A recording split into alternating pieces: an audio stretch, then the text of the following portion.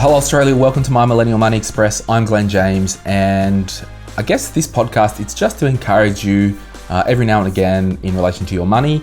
If you do want to watch this show on YouTube, just search Glen James. It's a different show than the My Millennial Money channel. So I'd love you to join us on YouTube. Now, I want to encourage you today around 5 ways to have more money in your life without working more or without getting a pay rise. Number 1, this is something we can all benefit from, and that is sell crap in your house that you do no longer use.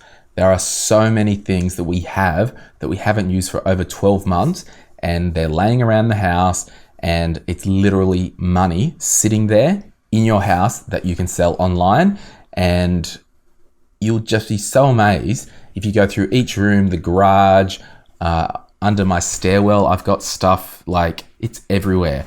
I've got an old yogurt maker under my sink. Like, we have so much stuff and it all adds up. So I'd really encourage you, if you haven't used it within 1 to 2 years and it's not a family heirloom, it's got to go. Get some more cash. But make sure when you get that cash, don't just put it into your general revenue. Put it towards a goal. Put it towards an investment. Because we just don't want to sell it all, go to all the trouble of selling it all, and then just blow it on going out. So make sure you put that money to good use, and that is either your investment account. You might make some more contributions to super. You might even put it towards a goal. Number 2, this one, I'm so surprised that the amount of people I speak to, and it's okay because if you don't know, you don't know, and that is that they don't have a money system or a spending plan in place. The best way to get a pay rise is to manage your money well. It will stretch further, it will last longer, and you'll be so surprised. You know, doing the My Millennial Money podcast over the last 2.5 years, I've had countless stories of people not having a plan, putting a spending plan in place, and then being able to save 10 grand a year, 20 grand a year, pay off a heap of debt. It is just amazing what happens when you have a bit of intention around your money. And I guess for those who have been running a spending plan for some time, review it. If you haven't reviewed it for a while, jump in. The Glen James Spending Plan is an online program that I run, and there's a link in the notes if you haven't got that already. And there's a spreadsheet, and we actually allow you to set up different accounts, and it'll tell you how much to put in each account each week. And I would really encourage you to the account that we call the blow account. It's for food, it's for entertainment, it's for going out, it's for fuel. It's just an amount that goes into a separate card with a different bank every week from your main bills account. So you just pay yourself weekly. Just really make sure that that account is running pretty lean, because you know, you might be able to save money. Like I make a lot of coffee at home now. I've got some nice mugs so I can enjoy my coffee at home. Like, I bought some beans and I think it was $20 for 500 grams. The amount of coffees that I get out of that, it probably saves me $30 to $40 a week. So there is money in your life, but you just have to have a plan in place. So check, if you don't have your own money system, you're welcome to check out mine. It's the Glen James Spending Plan. The third one, this is huge, and I know it's true in my life, and I've always been, I guess, proactive in telling people about this, and that's to have a goal. That's to have a target. You know, there was that old saying, and I think it was a hockey player, you know, with the puck, it's like, you'll miss every shot you don't take. So have a goal, have something to aim for, okay? So, and it might be that you don't really have anything in your life. And I've gone through seasons where it's like, oh, I don't really have anything. Okay, well, let's just back it down and just make it really small. It might be, you know what? My next goal is I just want to save $1,000. That's my goal. And if you Google Harvard Business Study, there was a study done on goals, and 83% of the population in the States didn't have a goal. 14% had a plan in mind, but they weren't written, and 3% had their goals written down. Now, this was crazy. The study went on to find that the 14% who have goals that not written down were 10 times likely to be more successful than those without goals. So if you don't write it down, but at least if you have something in mind, it's like, I am saving $1,000, I am paying off my credit card and never getting a credit card again, or I really want to go overseas next year when the borders open up, I need a goal. Even if you've got it in your mind and have intent, you're 10 times more likely to succeed. And this is the data that, the Harvard Business study revealed. You're just 10 times likely to achieve that.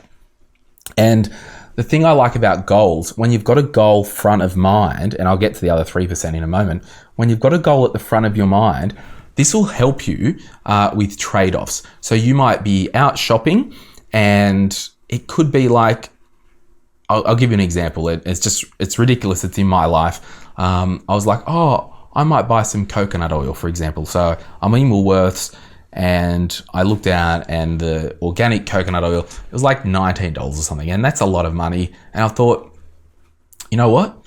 I could not buy this and transfer that $19 right now out of my Blow account over to my savings account.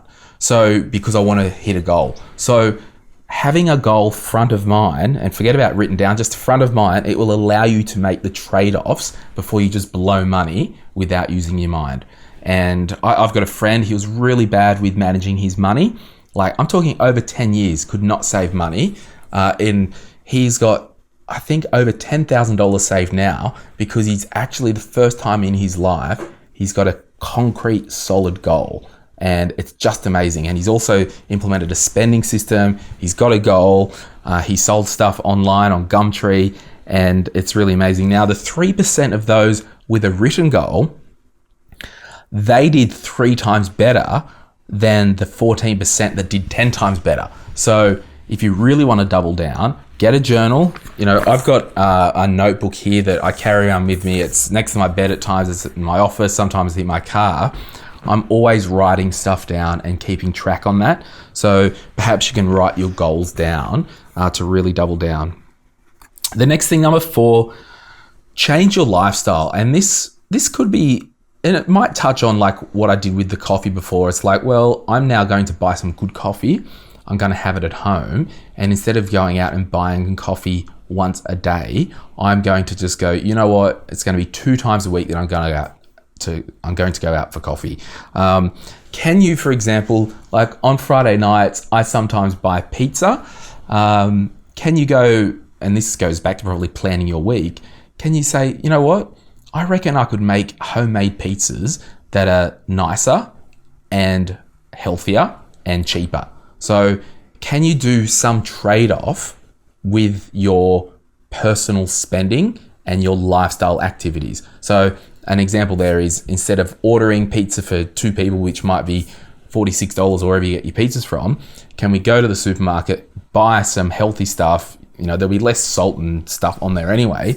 And can you make some pizza and make it a thing? I mean, I've got a pizza stone and a pizza cutter. So can you invest in something that's quality that you use once or twice a month and make your stuff at home? And then you could even go, I only go out once on the weekend for brunch. So just be intentional with your lifestyle, and you can see kind of all this stuff works together. Having a plan, having a goal, having, stuff that's laying around the house, selling that. And these things can really make an impact on the money in your life. And the last one, look, to be honest, it's not having a car payment. The people that I know who've purchased a home, most of those people weren't driving around in a brand new car. They've just had the secondhand car. It might have only been worth 5 or 10 grand.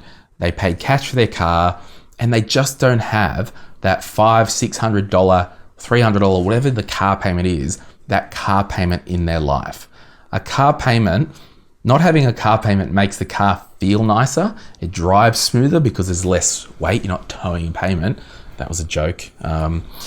But what can you do? And it probably more speaks to not having payments in your life. How can you move your life to not have any payments other than rent and mortgage? So I'm talking about the debt. You've got to get rid of the debt out of your life if you want to succeed. So I'll recap. 5 ways to have more money in your life. Number 1, sell stuff you don't use. Number 2, get a spending plan or a money system in place. Number 3, have a goal, have a target. And number 4, change your lifestyle up. It doesn't have to be forever. It could just be temporary to really attack one of your goals. And the 5th one is you've got to get rid of the payments in your life. And I'd love to know in the comments, if you're watching this on YouTube, or throw it up in the Facebook group. Let me know something that you've cut out of your life or a lifestyle trade-off that you've had positive wins with in relation to your finance. Hey guys, I'm Glen James. Thanks so much for watching and listening, and I'll talk to you guys soon. Bye.